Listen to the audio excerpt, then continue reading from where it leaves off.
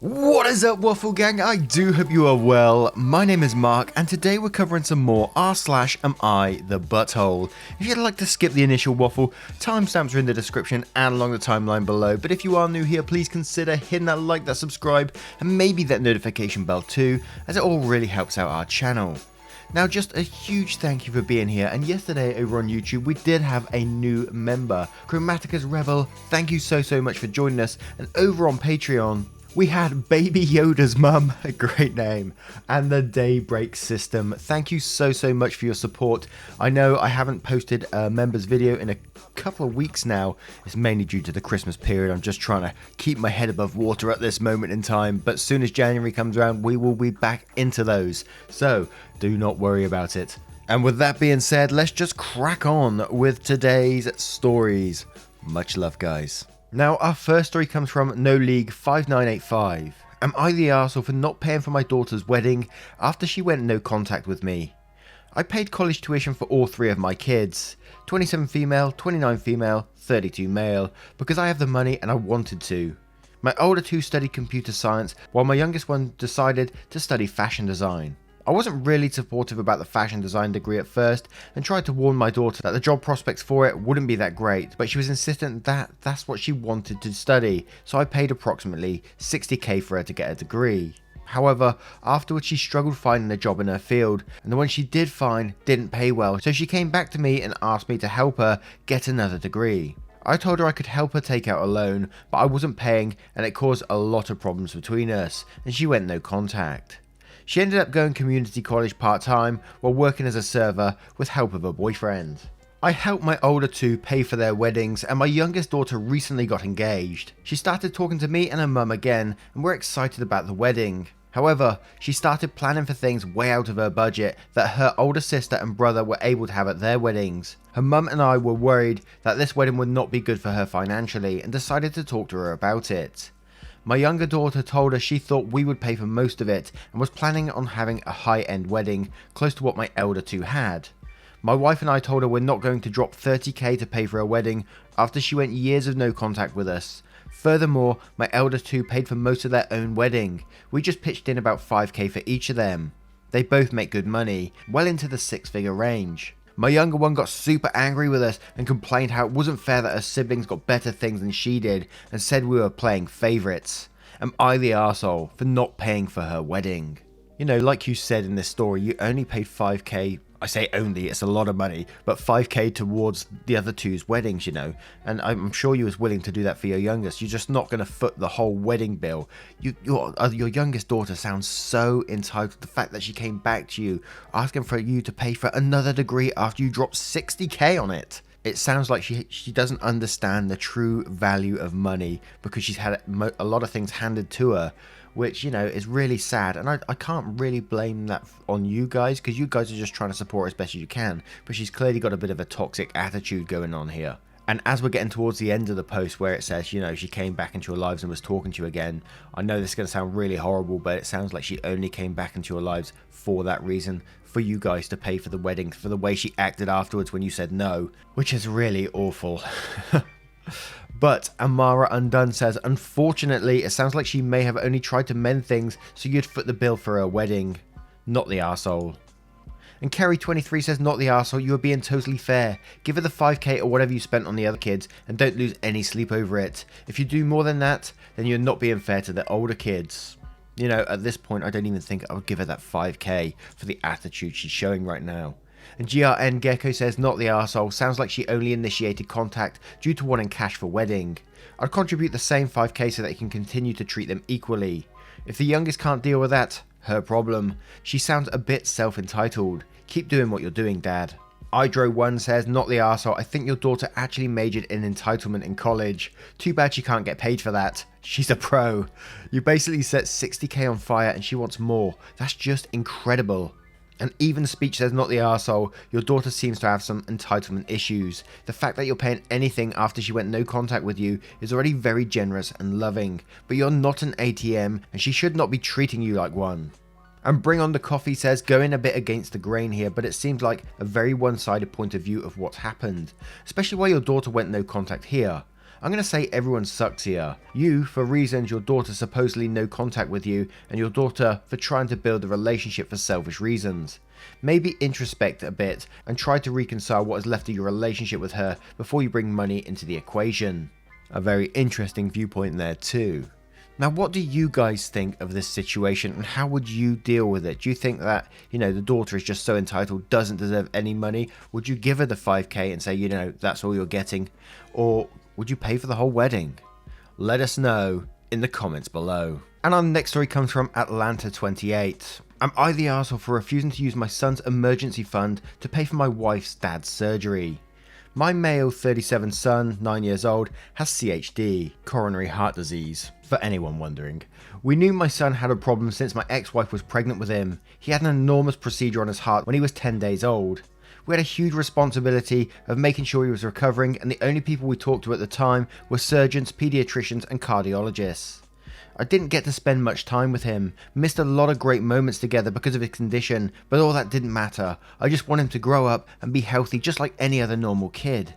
He's 9 years old, visits the doctors every week, and we're still dealing with issues. Every once in a while, there seems to be an issue coming up unexpectedly.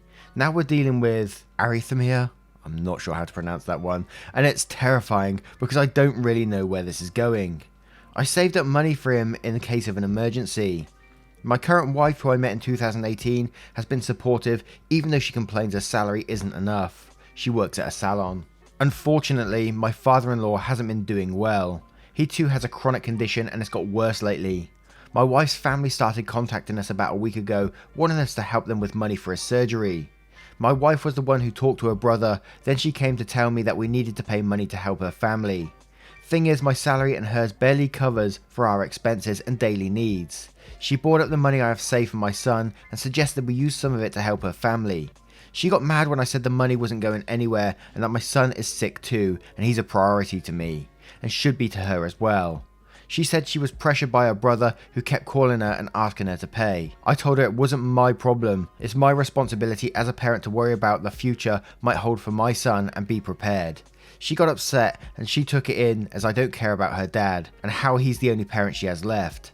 Trust me, I understand completely, but my son is priority. He's literally dependent on me and I need to make sure I'm there for him.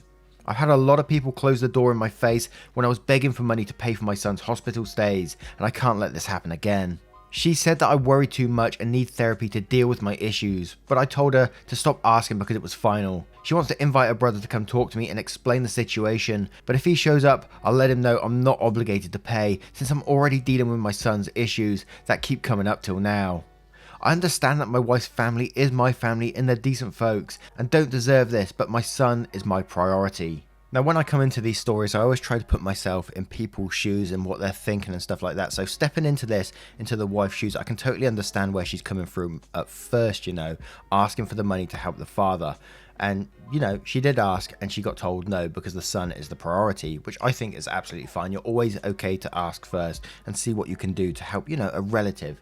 Because if, like, my dad, who's like, terminally ill, if there was a way I'd be able to help him with money, I would certainly approach that and say, like, with my hypothetical partner, look, can we spare some cash to help my dad out?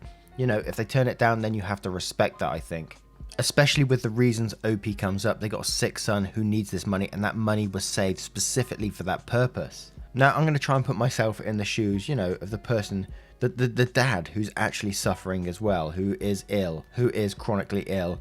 And, I would feel so guilty if I took money from someone that was also very ill and needed that money in the future, a younger generation from me. And I don't think I'd be able to use that money on myself. So it would be very interesting to know the actual dad's take on this, the dad that's ill in the situation. But I think where the wife does become the arsehole is when she's trying to invite her brother down to convince you to, use that money for that purpose. You can't pressure someone into doing something like that when you're trying to look after your own son. I don't understand why she isn't stepping back and saying, look, yeah, our son might need this money in the future as well. He's already suffering over the last couple of years because of this. So yeah, absolutely not the arsehole in this situation. You need to look after your son, in my opinion. But Stacks0417 says, not the arsehole, that money was specifically meant for your son's medical needs, and it would not make sense for you to use that for your father-in-law.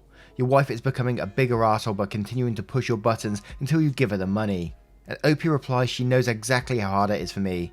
I haven't bought new clothes since God knows when, haven't enjoyed a decent meal at a restaurant, my car has been in the garage for 4 months now because I don't have enough money to get it fixed. I do this to make sure I have the money for anything that comes up in case my son needed surgery or a device, and this stuff is expensive. Like I said, there's literally no one I can count on when they're all willing to see me struggle, and I'm talking about my family here. I've come to terms with it and I've learned my lesson. And Brain Plague 2 says, not the arsehole, I am a 55 female with a bad heart, and I am looking at living at less than 5 to 10 years. Not a lot when you compare it with a 9-year-old boy. I don't know how old father-in-law is, but he has lived his life, as have I. Your son being only 9 still has a lot of life to experience, good or bad. In my honest opinion, you did the right thing. I put myself in your shoes and came to my conclusion. I don't even like kids.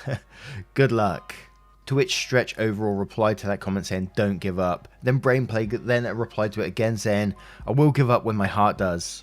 Thanks for the encouragement. Happy holidays to you and yours. And let's just hope Brain Plague, exceeds what she's expecting out of her heart at the moment. Bless her, man. And Sunny394 says, not the arsehole, divorce your wife before you even consider your son's emergency fund. He's 9 years old, chronically ill, and there's a global pandemic. Make sure your wife does not have any access to this fund, or she may use it without your permission. And Drissy Sarcasm says, not the arsehole, I understand why she asked originally, and had it stopped there, I would have said no arsehole here. But she's gone into being an arsehole territory by continuing to push for it, and even attempting to use others to try and strong arm you into using it. And then I found a comment which raises some questions too. So CBVV says, I feel like everyone is judging without knowing the whole story. How is OP able to save the money for an emergency fund? Does the wife contribute? If the wife doesn't help OP financially, would OP be able to save money?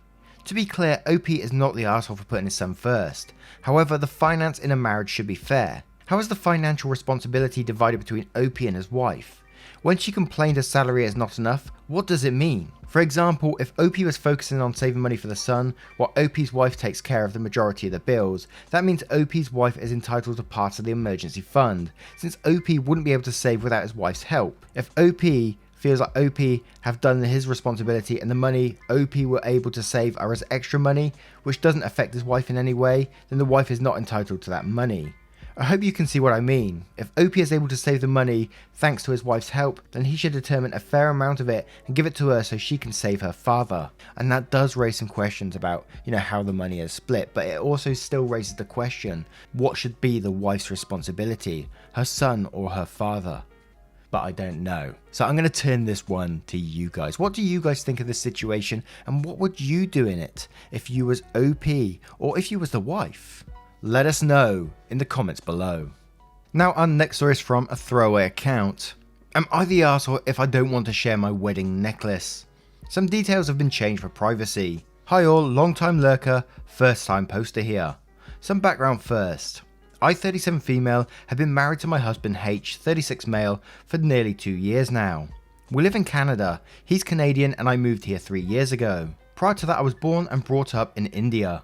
Neither of us is very religious or traditional, and I'm openly deist. Both of our families are somewhat religious but not very devout. They had a few reservations about us, but so far it's all been great. For our wedding, we had a small wedding ceremonies in both cultures and a party afterwards, and my husband's family quite enjoyed participating in all the pre-wedding functions for the Indian part. On to the problem. As part of the Indian wedding, my husband had to place a Mangal Sutra, I hope I pronounced that right, around my neck. A Mangal Sutra is a gold necklace with black beads, and in our culture it's equivalent to a wedding ring, but only for the women. I don't like them because they're sexist and because they're chunky, ugly and don't go with anything. I told my mother not to get me this and not to include it in the ceremony because it's an expensive waste. I won't wear it and it's like a white elephant. I can't give it away or sell it, I have to keep it. My mother, being the smart cookie that she is, worked with my cousin to have one with a modern design, custom made for me. It's stylish, minimalist and goes with almost everything and I love it. I still don't wear it all the time, but quite frequently. As a contrast, I wear my wedding ring all the time, because my husband wears one too and because I like wearing rings. The problem I'm having is with H's sister, E.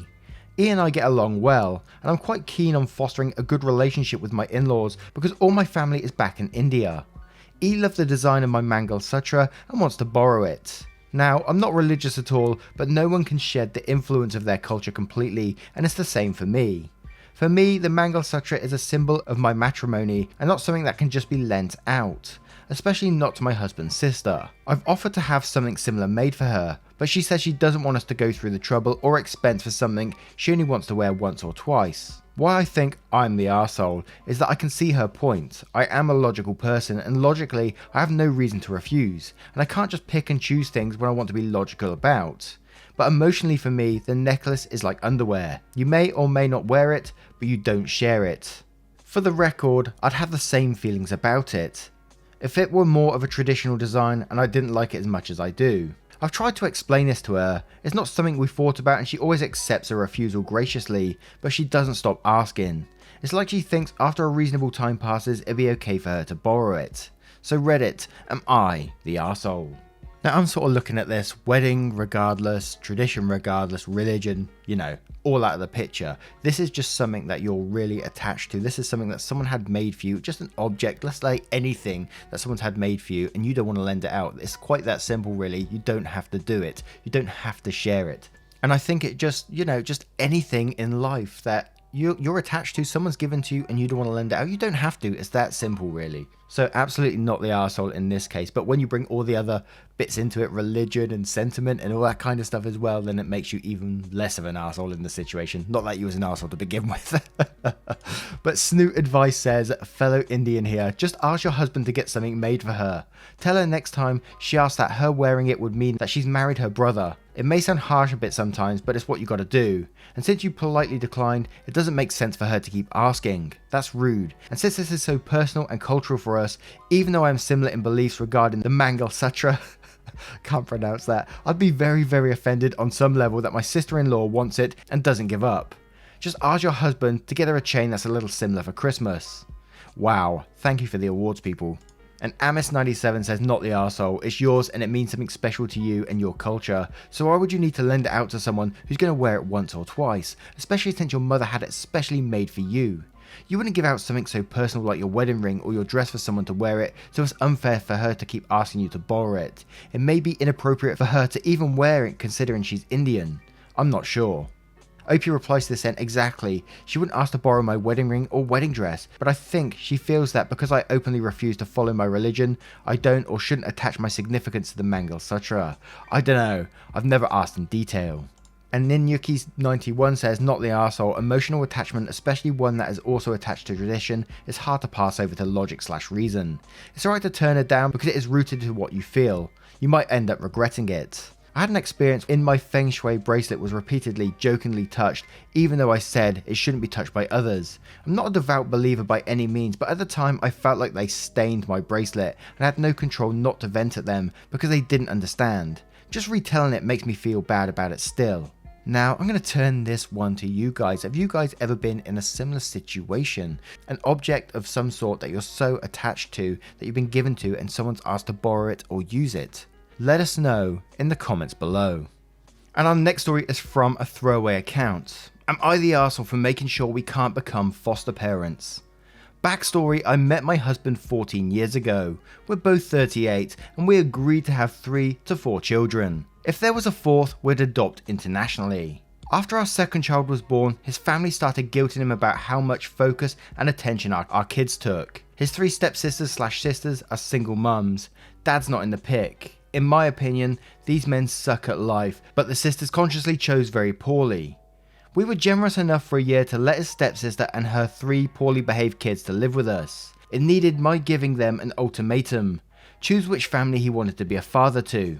She got 60 days notice and referral to job leads. This was 4 years ago and she still bitches about the injustice. I was not able to love her kids near what I do for my own. I felt pressured to. In fact, I went from really loving her kids to feeling sometimes resentment, usually nothing at all towards them. I really hate sister-in-law now because she felt entitled to cuck me and my husband into providing for her kids. She's pregnant again and crying about rent. My kids' relationship with their aunt and cousins is badly damaged as well. The past 2 years, my husband kept coming up with excuses not to be intimate or why I needed to work on XYZ before having another baby. It was stuff like get in better shape, get a promotion because my 6-figure salary is insufficient, etc. I crushed those goals and he kept moving the bar. He now tells me he feels called, manipulated, to foster and try to start a conversation with an acquaintance of ours who works for the system. She was very excited, but I told her the truth. I don't feel I have the emotional capacity to be a temporary parent or deal with the system's drama. She agreed with me that the system is a roller coaster. Based on the experience with sister-in-law living with us, I don't feel that I'll be able to treat each child equally emotionally. I feel cheated out of my third child and I don't see myself not being resentful towards my husband anytime soon. And I'd feel resentment to the foster child too. I also told her that I feel like my husband has a poor sense of personal boundaries. I feel like his minister is guilting / manipulating him based on our race and high income and might not enforce them with the birth family. And that I didn't see it being a healthy or positive situation for anyone concerned. Our acquaintance said some shit about praying for me, ended the conversation hurriedly. She apparently messaged my husband later the day to tell him she couldn't in good conscience place a foster child with us. Now the narrative is that I'm denying vulnerable children out of a loving home. Personally, I don't feel like this is something I should do or be expected to do when my heart's not in it. But the fact is that we have the material, not emotional, to provide. Edit for Siri typo. I'm going to say here that the dozens of people calling me Satan, none of them is lining up to the foster children. Who's the arsehole? Now clearly, before we even get into any of it, there needs to obviously be some sort of marriage counselling going on here, because you can't carry on down this whole manipulation path that seems to be going on. But you are totally right in what you're doing in this situation. Stepping back and saying, look, I don't want to be a foster parent. I will resent the child. I will resent my husband if you force me to do this. You can't be forced to take on a foster child. A foster child needs stability and love. And, you know, they're just not going to get that with the way things are currently are right now. They're definitely not going to get the stability anyway. And for them to tell you that you're denying a child out of a loving sort of family dynamic is absolutely awful, and it is total manipulation. And yeah, just do not get a foster child with this current situation. It just wouldn't be healthy for them or for you. But Terry says, and not the arsehole, it sounds like your marriage and family life aren't stable right now. Rather than focusing on saving other people's kids, your husband should be focusing on his relationship with you and being a good parent to your kids. My gut feeling is that you need to do a deep evaluation of whether your marriage is capable of being saved. Your husband puts others before you and your kids and isn't being physically intimate with you. That doesn't sound like a good partnership at all. Omadon says, not the arsehole, a boundary is a boundary and you are being very clear. Good on you for being honest with yourself and the acquaintance. No matter what anyone tells you, protecting the children you have is your most important role. You are doing that and trying to prevent more hurt. I can't stress enough how much I don't think you're an arsehole.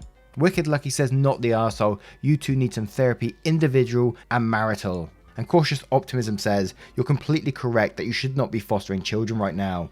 The convo with the acquaintance should have been led by the two of you in a marriage counselling with professionals, not clergy. There are too many issues in the marriage to make a good home for a fragile child. I hope your family, including kids, can heal from this and find a healthy balance, whether you have more kids or not. Resentment will eat you alive. Not the arsehole.